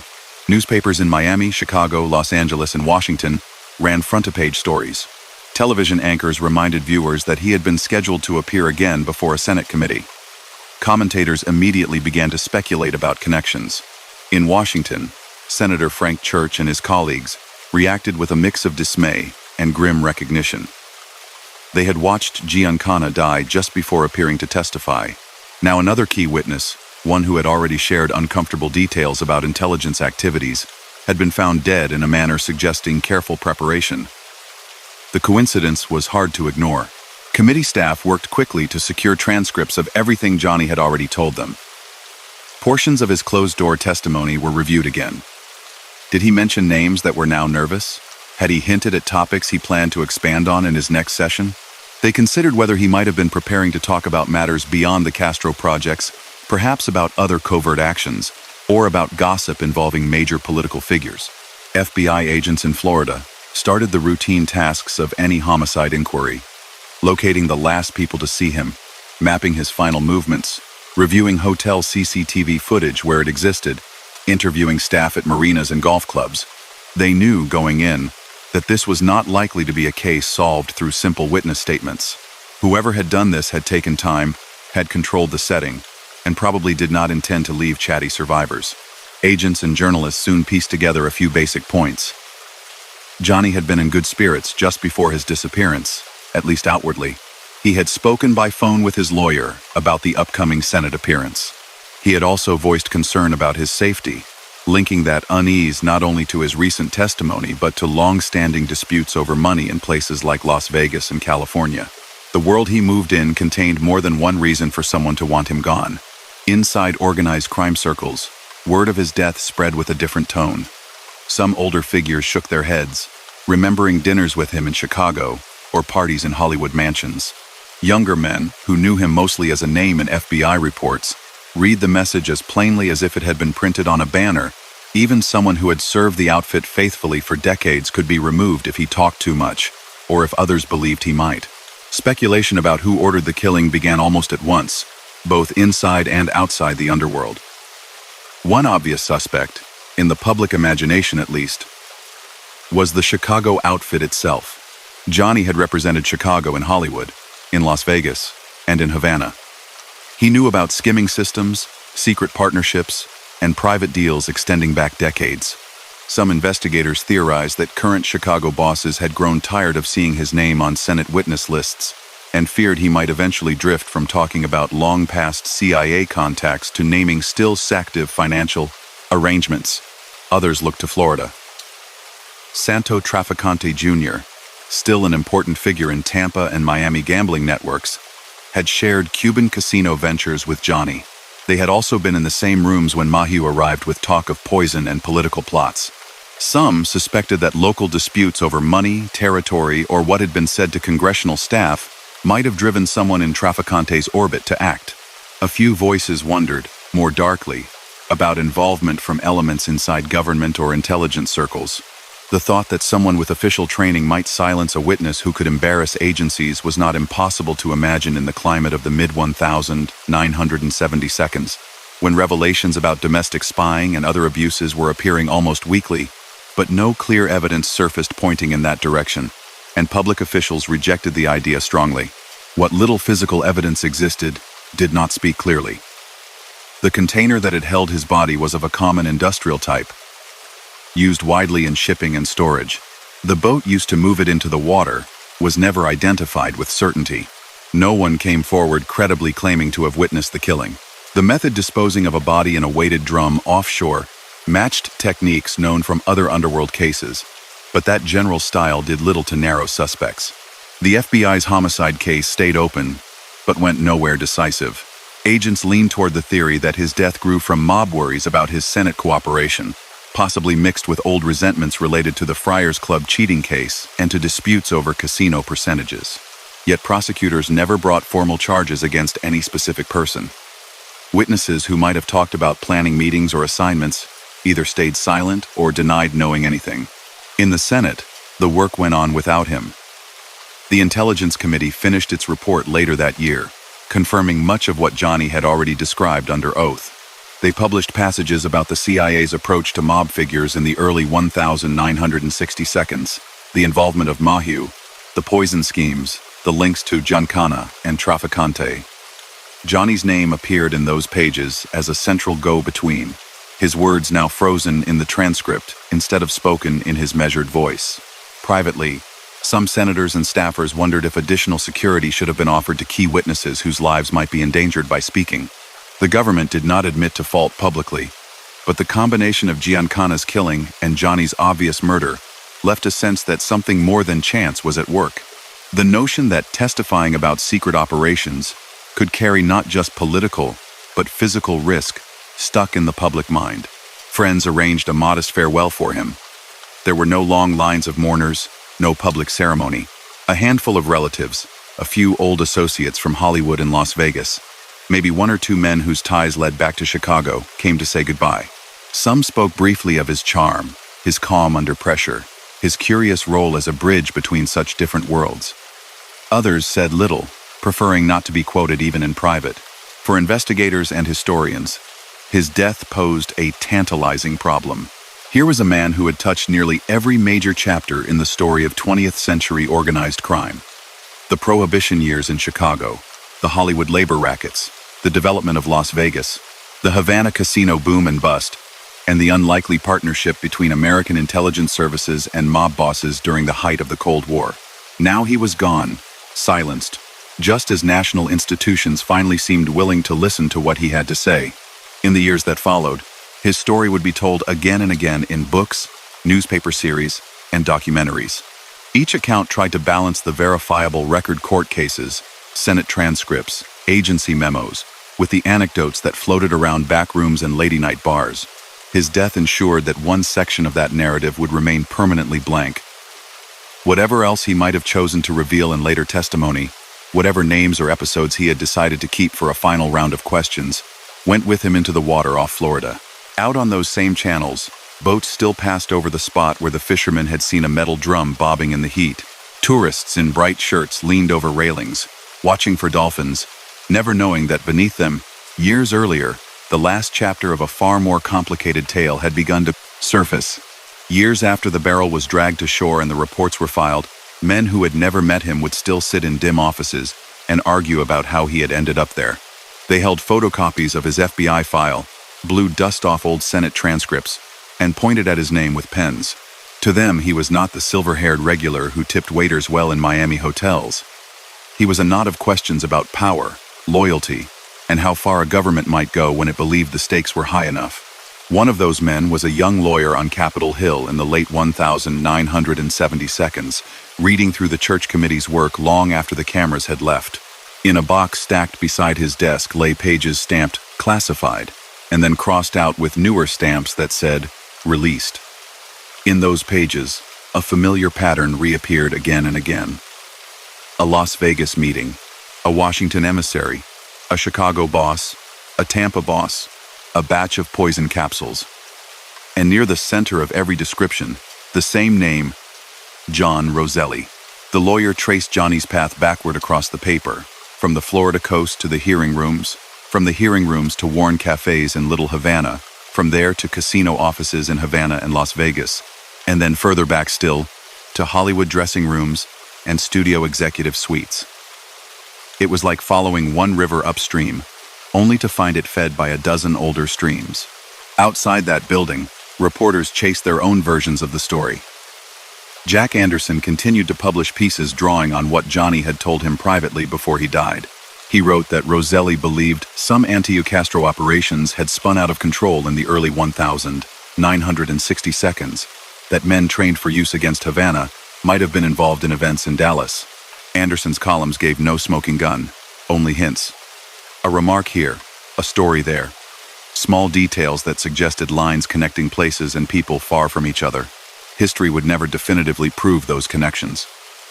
The Warren Commission had already published its official findings on President Kennedy's assassination years earlier, pointing to a lone gunman. Later, the House Select Committee on Assassinations reopened parts of the inquiry and looked at the CIA mafia plots as one possible background factor. They saw Johnny's testimony and Anderson's columns as clues worth examining, but in the end they stopped short of saying that any of those covert operations had directly caused the death in Dallas.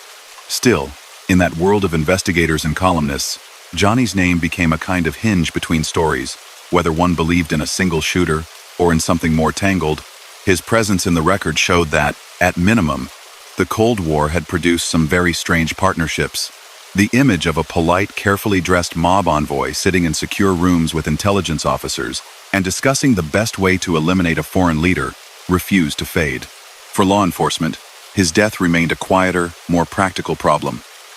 The FBI's Miami field office kept a thick binder, labeled with his alias and birth name. Inside were interview notes from old informants, some of whom had offered theories in low voices. One said the order had come straight from Chicago leadership, worried that Johnny might mix real accounts with speculation and drag current operations into the Senate's bright lights. Another claimed that Florida bosses, outwardly polite but deeply cautious, saw him as a man with too many government contacts and too many stories. Agents compared those tips with what they knew about ongoing disputes. There had been quarrels over splits in Las Vegas. As legitimate corporations moved in and bought out shares, some people felt they had not received what they were owed. Johnny, who often acted as go-between during such buyouts, occasionally took the blame from both sides. To the corporations, he was the face of the syndicate. To some mobsters, he was the one who had talked them into accepting less than they should have. There was also bitterness left over from the Friars Club cheating case. A few of the conspirators who went to prison over that scheme believed, rightly or wrongly, that Johnny had let himself be portrayed as a lesser figure while they took harder falls. Resentments like that sometimes lay dormant for years, then resurfaced when new pressure from Senate subpoenas, from deportation hearings put an old associate back in the headlines. None of that, however, turned into clean, court-ready evidence. In the files, the homicide investigation slowly shifted from active to unresolved. Witnesses grew older or disappeared. Boats were sold, scrapped, or repainted. The drum that had held his body went into an evidence locker, a mute, rusting container whose origin no one could trace decisively. Time did what it always does to cold cases. It hardened possibilities into legends. Meanwhile, back in the cities where he had once walked, traces of his life remained in quieter ways. In Las Vegas, some of the pit bosses who had worked under him in the 1,950 seconds and 1,960 seconds retired to small houses not far from the Strip. They met for coffee in the mornings, swapping stories that outsiders might have mistaken for tall tales. One would say he remembered Mr. R stepping into the count room and asking about drop figures with the ease of a seasoned accountant. Another swore that, on more than one occasion, Johnny had calmed quarrels between rival investors with nothing more than a few sentences and a steady look. In Hollywood, the last of the old studio guards, the men who had watched union battles from offices lined with framed posters, sometimes mentioned his name when asked about the wild years of labor trouble. They remembered a soft-spoken outsider who always arrived in a good suit, who never raised his voice, who made it clear with a few carefully chosen words that he represented interests beyond the backlot gates. Younger filmmakers, reading about him, were fascinated by the idea that one person could move so easily between mob meetings and premiere screenings. Some even considered basing characters loosely on him, a fixer who understood both story structure and skimming operations, who could talk in the language of directors one moment and of bookmakers the next.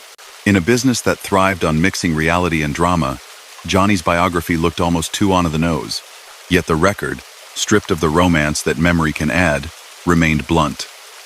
By every available measure, he had been a dedicated participant in organized crime from his youth into his old age. He had coordinated extortion of entire industries, helped arrange long-running schemes to siphon money from casinos, served as a bridge between mob families in different cities, and willingly taken part in discussions about eliminating foreign leaders by secret means. The charm that so many people remembered was real, but charm and criminality had never been mutually exclusive. His early crimes in Boston burglary, auto theft had led to his first stay behind bars. His years in Chicago saw him climb the ladder of a group that enforced its will through fear, and when necessary, deadly force, even if he himself was usually several steps from the trigger. The Hollywood rackets had drained millions from studios by threatening strikes. The Friars Club cheating ring had taken advantage of trust at friendly card tables. None of that was an accident, or a youthful mistake he had later corrected. It was a career. Later, historians and criminologists would sometimes debate his motives for working with the CIA on the Castro plots. Was it bitterness over the loss of Havana casinos that drove him? A sense of adventure? A genuine belief that he was helping his adopted country in the Cold War? Probably some mix of each. But even there, he had chosen to operate in shadows, bypassing legal processes in favor of covert tools he knew well from his underworld life. For the CIA, his story became a lesson cited in internal training materials after the scandals of the 1,970 seconds. Don't use people you can't control, some memos said in polite bureaucratic phrasing. Don't assume that a man who breaks the law for you will stay silent when he feels that you have abandoned him. Johnny's willingness to talk to Jack Anderson and later to the Senate was a reminder that loyalty in one arena does not always transfer neatly to another. In Chicago, his memory had a different flavor. Older members of the outfit, those who had survived the Kefauver era, the Hollywood trials, the Giancana years, passed on simplified versions of his life to younger recruits. They spoke less about poison capsules in hearings, and more about his refusal to testify against bosses in the 1,940 seconds Hollywood case, his calm under pressure in front of the Kefauver committee, his ability to smooth over disputes in Las Vegas when other men's tempers flared. At the same time, his end was used as a cautionary tale. Don't get too close to the cameras. Don't trust politicians. Don't become the man whose stories interest reporters more than your current business does. In a world that prized silence above almost everything, his decision to speak to loud voices in Washington and the press marked him, in some eyes, as a man who had stepped over an invisible line, however carefully he chose his words. Even in the government files, he left behind contradictions. CIA documents described him as helpful, cooperative, even patriotic in his own way. FBI reports, often written by different offices that did not see the full picture, labeled him a career criminal, a consistent threat, a manipulator of casinos and card rooms. Immigration records painted him as a foreign national with a long arrest sheet. Hollywood gossip columns, on the rare occasions they mentioned him by name, called him a producer, a businessman, a mysterious money man behind certain projects. Looking across those overlapping portraits, one could see how he had slipped through so many cracks for so long. He was never the flashiest boss, never the public face of a syndicate. He did not boast, did not drape himself in jewelry, did not insist on front row tables. He preferred corners where he could watch and listen. To many people, he seemed helpful, almost gentle. By the time they realized how thoroughly he had woven himself into major decisions, he was usually on a plane to another city. In quiet moments, some of his old companions wondered how he had thought his life would finish. Men in their line of work rarely pictured retirement communities and long afternoons in garden chairs. Yet in the soft years just before his death, sitting on balconies above Miami's waters, he must have glimpsed something like that. An old man with a good view, a small circle of friends, and stories he told only when he chose. If he had kept every secret, perhaps he would have lived out his days that way, gradually fading from the footnotes of Senate reports into the background of new scandals. If he had broken entirely with his old world and entered formal protection, he might have spent his last years under assumed names in distant towns. Instead, he chose something in between, to answer some questions, to hold back others, to trust that the same balance he had always maintained would keep him safe. The barrel in the water showed how wrong that calculation turned out to be. By the late 1980 seconds and 1990 seconds, when new generations of writers and filmmakers picked up his story, much of the immediate anger had cooled. They saw his life as a way to explain whole eras, how organized crime had threaded its way into unions, Hollywood, Vegas, and foreign policy. They traced maps with his movements: Boston to Chicago, Chicago to Los Angeles to Las Vegas and Havana, then back to Miami and Washington. Some books emphasize the glamour, the premieres, the casino opening nights, the nights in Havana's grand hotels when American jazz drifted through ornate ballrooms. Others stressed the cost. Workers intimidated, businesses extorted, citizens misled about what their own government was doing in their name. In both tellings, Johnny often appeared as the man holding the middle of the rope, connecting sides that should never have been joined. Every so often, a new document release would add a small piece, an FBI memo noting that he had been seen having lunch with a certain studio head, a CIA cable summarizing one of his meetings with a field officer, an immigration hearing transcript showing how determined officials had once been to push him out of the country. Each scrap made the picture sharper in some areas and blurrier in others. What none of those papers could capture fully was the strange combination that had kept him relevant for so many decades. Quiet charm, careful listening, a talent for understanding exactly what two very different parties needed from each other, and a willingness to stand in that uncomfortable space between them. That combination had earned him trust from men who usually trusted no one. It had also drawn him into situations where any misstep could prove fatal. In the end, for all the luxurious hotel rooms and famous names that passed through his orbit, his story circled back to something almost simple. A boy arrived in America from a poor Italian village and learned that some men had power, others didn't. He chose a path that offered quick respect and quick money, and he never really stepped off it. Along the way, he saw the inside of prisons and Senate chambers, studios and spy offices, counting rooms and card tables. He made fortunes for others, and some for himself. He outlived many of the people who had once given him orders, but the same forces he had served all his life: secrecy, control. The fear of exposure finally turned on him with the same cold logic he had helped apply to others. For a man who spent his career making sure other people's problems stayed out of sight, his own disappearance, and the way it ended, felt grimly fitting. Years after the fishermen spotted that metal drum, night fell over Miami as it always had. Casino lights in Nevada blinked on. New films rolled across screens in Hollywood, made under very different union rules and financed by very different kinds of investors. Intelligence officers planned operations under tighter oversight, haunted a little by the scandals of the 1970 seconds. And somewhere in the middle of all those changing worlds, the name Johnny Roselli lingered not as a headline, not as a hero, but as a reminder of how tangled American power had once allowed itself to become. On some evenings, Long after his name had slipped from the headlines, a young researcher in Los Angeles would leave the reading room of a library and walk the same streets he had once known. The buildings had changed, but the grid remained.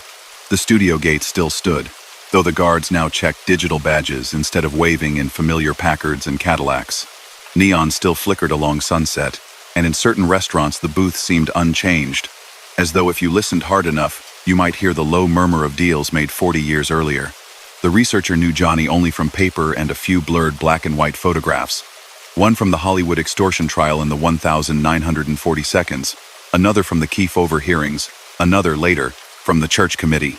In each, he looked steady and composed, never rattled. Reading page after page of testimony and reports, the young man tried to imagine the path from a crowded immigrant tenement to those stiff-backed chairs under televised lights. He thought about that as he stood outside a studio one mild night, staring at a wall of posters. In the 1,930 seconds and 1,940 seconds, the same lot had been full of carpenters and electricians whose union dues had helped keep Johnny's Chicago bosses comfortable. Those workers had wanted fair wages and stable jobs. Somewhere along the way, the lines had blurred between protecting their rights and protecting rackets. Johnny had walked that line, one hand in each world. Far away, in Chicago, a retired detective sometimes pulled down an old cardboard box from a closet and set it on his kitchen table. Inside lay photocopied reports, hand-drawn charts linking names with arrows, and yellowed clippings from newspapers. He had never worked the Roselli homicide directly, but he had followed it, as any officer with an interest in organized crime did. He knew the outlines of the Hollywood case, the Las Vegas connections, the CIA meetings. What intrigued him most, all those years later, was how ordinary the man had often seemed to those around him. That was one of the threads that ran consistently through people's recollections. Johnny never behaved like the caricature of a gangster. He did not shout or slam fists. He preferred jokes to threats, suggestions to orders. Waiters remembered him as polite and abnormally patient. Dealers said he tipped evenly, whether he was winning or losing. Studio employees who had brushed past him on sets thought of him as just another middle-aged man in a good suit, indistinguishable from minor producers and agents. This mildness made it easy, later, for some people to romanticize him. They saw the stylish photographs, heard stories about his friendships with actors, and forgot what sat underneath. But the record remained unambiguous. He had chosen the path he walked. He could have blended into the crowd of hard-working immigrants who built railroads, who carried bricks, who opened small shops. Instead, as a boy, he had gravitated to the corners where envelopes changed hands in the shadows. By the time the nation became aware of him in any serious way, his habits were already set. In the Hollywood rackets, he had not just been a messenger. He had been the one who translated brute threats into refined language, making extortion sound like negotiation. In Las Vegas, he had not just been a gambler. He had been part of the group that decided how much of the casino's real earnings would never appear in official ledgers. His courtesy did not cancel the damage done to businesses squeezed for payments, to workers who never saw their union strength used purely for their benefit. The government's relationship with him formed its own troubling layer. When CIA files later became public, readers saw in dry memoranda the practical tone with which early contacts were described: a covert action capability. One officer called the criminal networks he sought to enlist. The language reduced human beings to tools, and complicated histories to lines in a plan. Johnny, accustomed to thinking in terms of favors owed and alliances formed, stepped easily into that frame. He saw no contradiction in advising both mafiosi and intelligence officers, just as he had once advised both producers and union bosses. Those choices forced later generations to wrestle with uncomfortable questions. Why had senior officials believed it acceptable to work with people they knew had spent their lives breaking laws? How had they convinced themselves that, this time, those tools would be used only in the nation's interest and never back against it? Johnny's eventual decision to speak about the plots showed how fragile that assumption had been. When his own survival was at stake, he saw little reason to bear the entire burden of secrecy alone. Academics who studied the church committee years later often pointed to his testimony as one of the turning points in how Americans thought about intelligence work. Before those hearings, many citizens assumed covert operations were rare and tightly controlled. Hearing a lifelong mob figure calmly describe sitting in hotel rooms with men carrying government authority planning ways to slip poison into another man's drink, forced a reckoning. It made abstract debates about oversight and accountability feel suddenly immediate. The lessons drawn from that period eventually found their way into laws and procedures. Intelligence agencies faced new charters, new reporting requirements to Congress, new internal rules about whom they could enlist and for what kinds of missions. None of that erased what had already been done, but it tried to close doors that had been left too easily ajar. In that sense, Johnny's life, especially the parts he spent talking instead of hinting, helped shape reforms that outlived everyone involved. His story also influenced how later law enforcement pursued organized crime. For decades, agencies had targeted mob families one case at a time. A gambling bust here, a hijacking indictment there.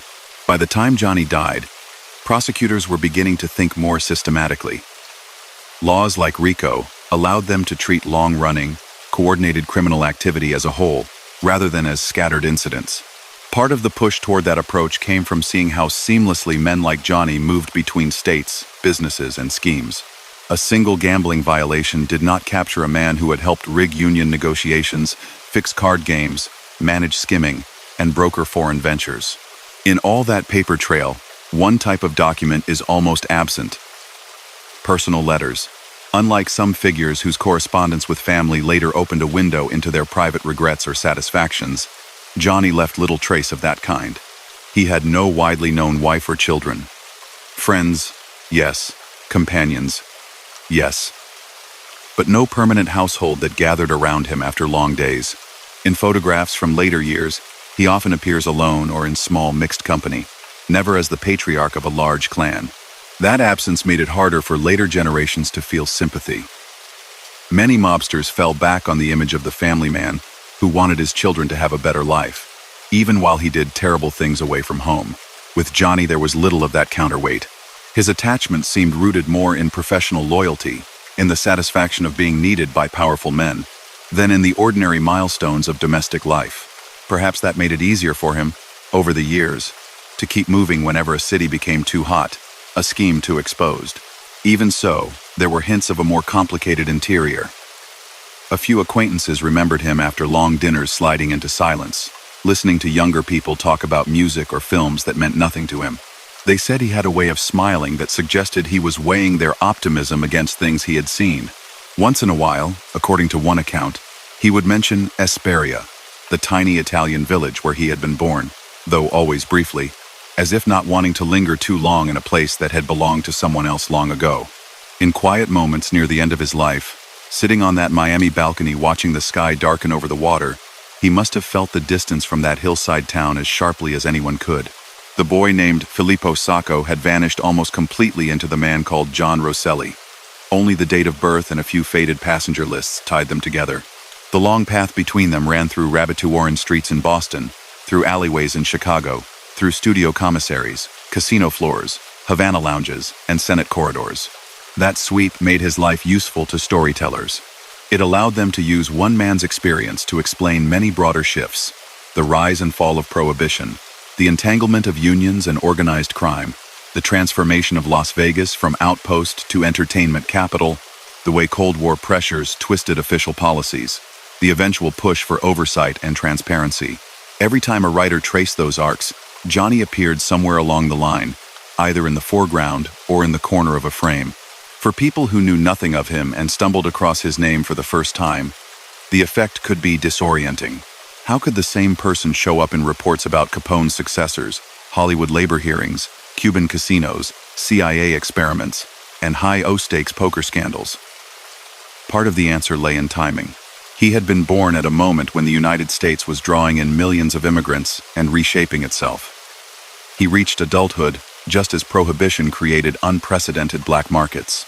He matured professionally when movies and gambling exploded into mass industries. He was in middle age when the Cold War opened new arenas for secret operations. Opportunists thrive in such flux, and he was nothing if not an opportunist. Over time, as archival work solidified what could be firmly known, most of the more extravagant myths dropped away. Stories about him personally ordering sensational hits rarely survived close examination. Claims that he had sat in on every major mob conference from Havana to Sicily proved exaggerated. What remained was already remarkable enough. A man who had spent half a century in the company of people who bent rules as a matter of course, who himself helped design and carry out schemes that undermined laws meant to protect workers, investors, and citizens. When students of history now read about him, they encounter a figure neither purely monstrous nor secretly noble, but recognizably human in a way that worries as much as it instructs. He did not emerge from nowhere. He stepped into roles that others had created and that societies had allowed to form. The casinos he helped skim were licensed by states. The studios he helped shake down were pillars of American culture. The agency that approached him about Castro carried official seals and drew its budget from Congress. Seen that way, his life becomes less a tale of one man's cunning and more a map of vulnerabilities. How gaps in oversight, in labor protections, in campaign finance rules, in foreign policy checks, can all be exploited by someone willing to live entirely in the seams. The fact that he moved so successfully for so long is as much a comment on the systems around him as it is on his own abilities. In the end, though, the story that lingers is smaller and simpler.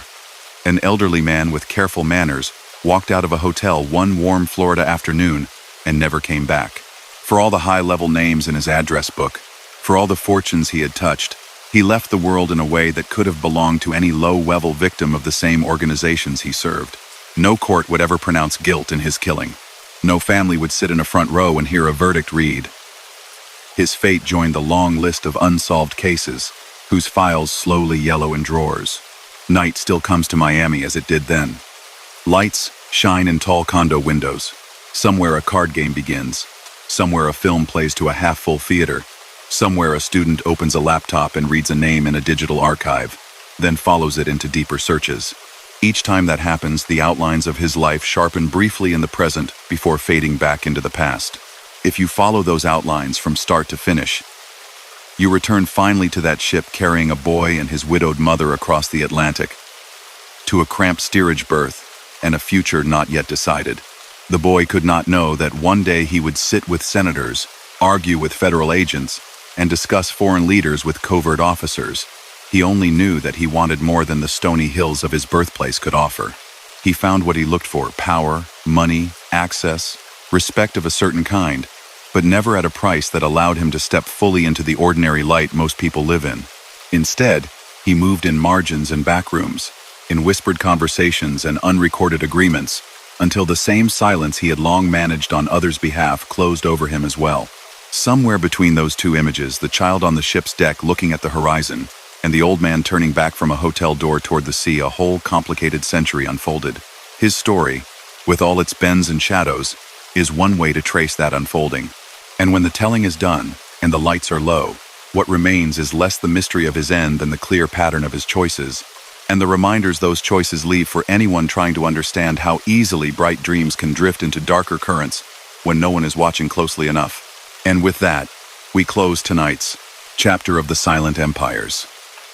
John Roselli here, thanking you for walking with me through the charm, the secrecy, and the quiet influence that shaped my path from Hollywood to the underworld. If this story helped you relax or drift into sleep, don't forget to like the video, subscribe, and stay with us for more tales of gangsters and forgotten empires. Until next time, may the stillness of the night surround you, and may the echoes of history guide you gently into rest. Good night.